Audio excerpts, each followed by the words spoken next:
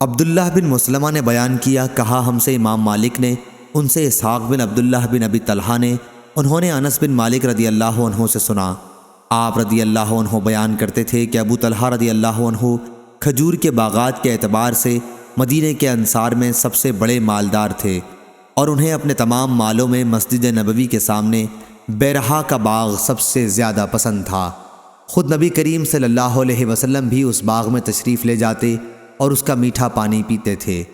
انس رضی اللہ عنہ نے بیان کیا کہ پھر جب یہ آیت نازل ہوئی، نیکی تم ہرگز نہیں حاصل کرو گے جب تک اپنے اس مال سے نہ خرچ کرو جو تمہیں پسند ہو، تو ابو طلحہ رضی اللہ عنہ اٹھے اور آ کر رسول اللہ صلی اللہ علیہ وسلم سے عرض کیا کہ یا رسول اللہ صلی اللہ علیہ وسلم، اللہ تعالیٰ فرماتا ہے کہ تم نیکی ہرگز نہیں حاصل کر سکو گے جب تک اپنے ان مالوں میں سے خرچ نہ کرو جو تمہیں زیادہ پسند ہو، اور میرے اموال میں مجھے سب سے زیادہ پسند بیرہا ہے، اور یہ اللہ کے راستے میں صدقہ ہے۔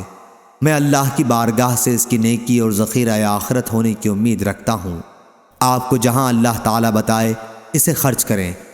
حضرت صلی اللہ علیہ وسلم نے فرمایا، شاباش، یہ تو بڑا فائدہ بخش مال ہے، یا آپ نے بجائے رابح کے رائح کہا۔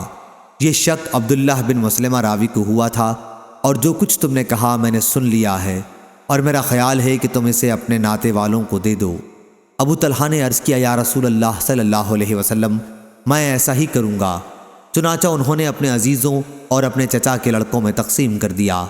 اسماعیل، عبداللہ بن یوسف اور یحییٰ بن یحییٰ نے مالک کے واسطے سے رابح کے بجائے رائح بیان کیا ہے۔ صحیح بخاری حدیث نمبر 2769۔